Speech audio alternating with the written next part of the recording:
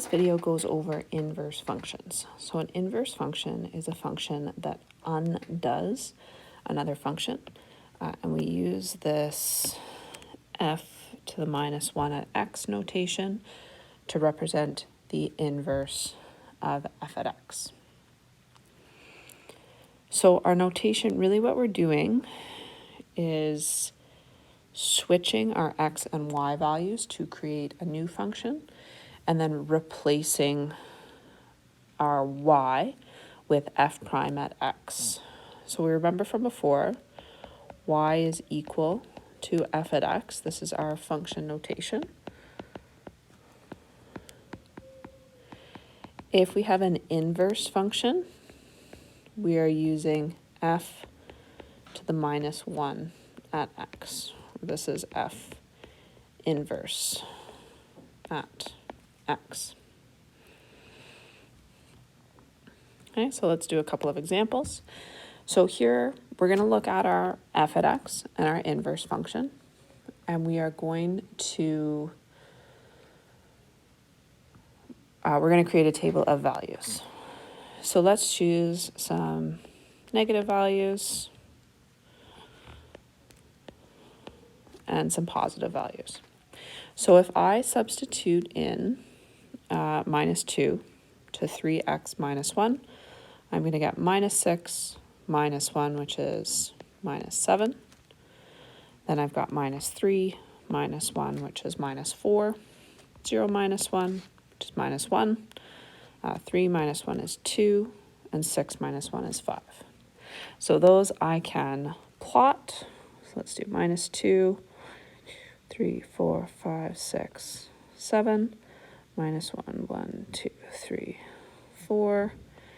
0 minus 1, 1, 2, and then 2,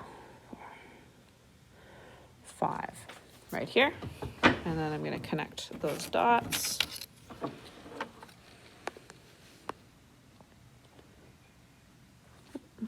Which doesn't work very well on my iPad with a ruler, but it's okay. There we go.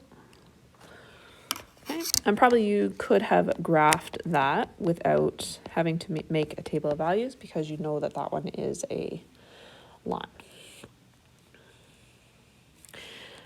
So let's take a look at the other one. I'm going to use red instead, and I'm going to choose my same set of points here. So I'm going to choose minus 1, minus 2, 0, 1, and 2.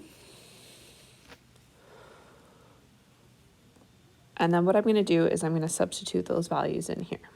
So if I've got minus 2 minus 1 is, let's see, minus 2, actually, yeah, let's choose minus 2. So minus 2 minus 1 is going to give me minus 1. So I've got minus 1 over 3. I've got minus 1 plus 1 is 0. Positive 1 over 3. Then I've got 2 over 3, and I'm going to have 3 over 3, which is 1. So let's take a minute and plot those values here. So I've got minus 2, minus a third, so about here. I've got minus 1 and 0. I've got 0 and a third. And then I've got 1 and 2/3, so up here. Then I've got 2 and 1. So my lines are pretty close together here. That's okay.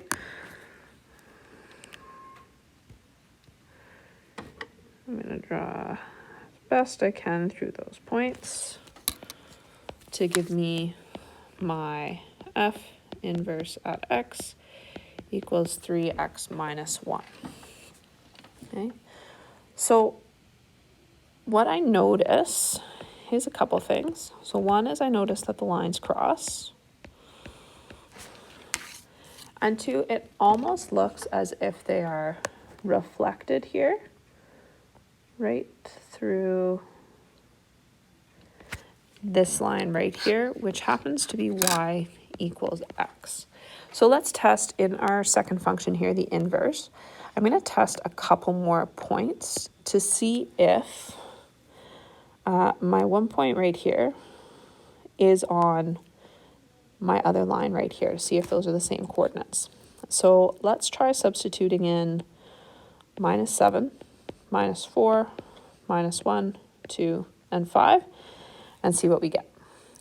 So if I substitute in -7, I'm going to get, just making sure I have the correct function here. If I sub in -7, I've got -7 minus 1 is 3. -7 minus 1 is -6. Divided by 3 happens to be -2. So that's interesting. That's the exact opposite. Let's see if the pattern continues. -4 plus 1 is -3. -1, again, the exact opposite. Let's see what happens if I sub in -1. I get 0, the opposite. If I sub in 2, I get 1, which I already had. That is the opposite here.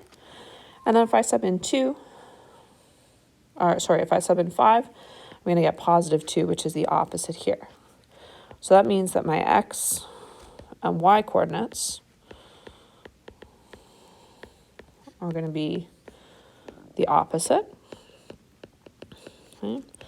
And it's reflected across the line y equals x. So that's interesting. I don't want to have to make a table of values every time. Okay. But we'll do one more example where we're plotting sort of a function that we don't recognize, and then we're going to get into generalizing it. So sketching the inverse of the function shown. So let's make a table of values for the first one. And I'm going to pick out 1, 2, 3, 4 points. So my first point is -9, -6. Second point is -4, 4. Third point is 2, 2. Fourth point is 8, 4. In order to find my inverse, which I'll do in red, I'm going to do the pattern that I noticed in my previous example. I am just going to switch my x and the y values. So that means that my first coordinate on my inverse function, instead of being -9, -6, is going to be -6, -9. My second one will be 4, -4. Third one is 2, 2. Fourth one will be 4, 8.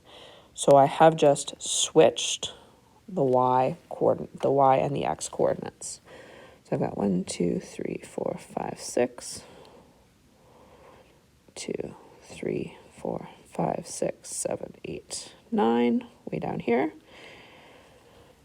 And then I've got +4, 1, 2, 3, 4, -4, 1, 2, 3, 4. And then I've got 2, 2. So I've gone from here to here, here to here. And then my last one is 4, 8. So 1, 2, 3, 4. And then I'm up at 1, 2, 3, 4, 5, 6, 7, 8, right up here, which is going to give me my inverse function right here, simply by switching those x and y coordinates. I can also draw on my line that I reflected over, which is right here, which is y equals x, which goes through that point 2, 2. So what we want to be able to do really is find the equation of an inverse function without having to make a table of values the whole time. So there are 4 steps. The first thing that you're going to do is change the f at x back into a y. The second thing that you're going to do is switch the positions of the x and the y. So nothing fancy. I am just going to write an x first, and then a y where the x is going to be. The third thing that I'm going to do is solve for y, so I'm isolating y. In this case, I would move the 1 over to the right-hand side, and then divide both sides by 3, which is going to leave me with y equals x plus 1 over 3. The last thing for me to do is to put it back into function notation. So there's no math involved here. I'm just going to change my y to f inverse at x, and then my right-hand side stays the same. So this way we still have y, our dependent variable, on the left side, and x on the right-hand side, We just found that equation by switching the placement of the x and y and resolving. So let's try a couple of examples here. So we're going to find the inverse of each function and then decide if it would be a function or not. So step 1 is I'm going to change f at x into y. Next, I'm going to switch the placement of my x and my y.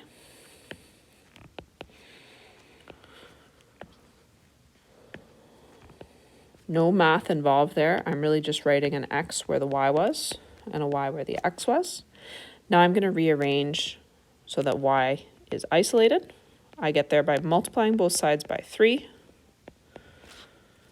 taking away 1 or adding 1 to both sides, and then dividing by 2,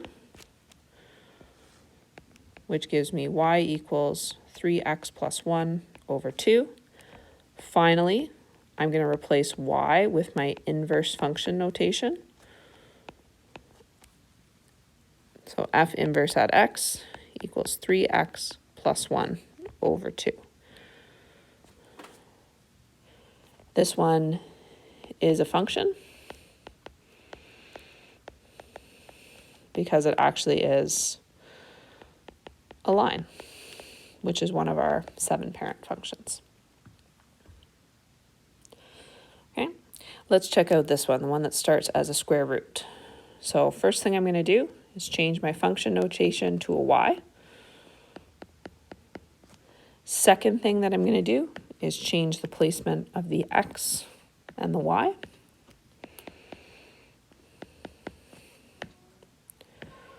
Once I've done that, I'm going to isolate y. So in this case, the first thing I have to do is square both sides. And then I'm going to subtract 5 from both sides. So I get y equals x squared minus 5. My third step is to replace y with my inverse function notation. Leave the right-hand side the same. This also is a function because it is a parabola, which is one of our 7 parent functions. If you graphed it, it would pass the vertical line test. And here it's probably more appropriate for me to use g inverse at x because I started with g at x at the top. Okay, our last one, we're starting with a parabola and now we're rearranging it here. Just like before, even though it's a little bit more complicated, I'm going to replace my function notation with a y. Second thing that I'm going to do is switch the placement of my x and the y, but leave everything else the same. So my x, I move on to the left side. My y, I put onto the right side. My third step is to rearrange for y. So in this case, I'm going to subtract 2 from the left-hand side. Then I'm going to multiply both sides by 2 to clear the fraction. Now I need to take the square root, and it is important that when I'm taking the square root, I remember that I have positive and negative answers. So I've got plus or minus the square root of y minus 1 all squared. The last thing that I have to do is add 1 to both sides. So I've got plus or minus the square root of x minus 2 plus 1.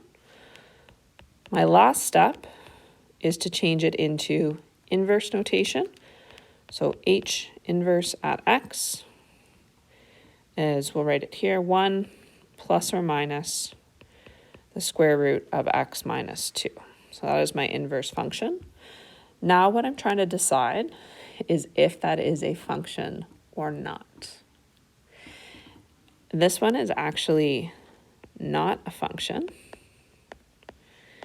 because of that plus minus feature. So if I were to make a table of values, let's make a table of values here for my inverse function. And let's see, the smallest number I can choose for x is 2. So let's choose 2.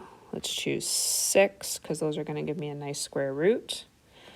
And then let's choose 11 here. So when I put in x, I get 1 plus or minus the root of 0. So I get 0. But when I put in 6, I get plus or minus the square root of 4. So that means when I put in 6, I have 1 plus 2, which equals 3. Or I have 1 minus 2, which equals minus 1. Same thing for 11. When I plug in 11, I have 11 minus 2 is 9.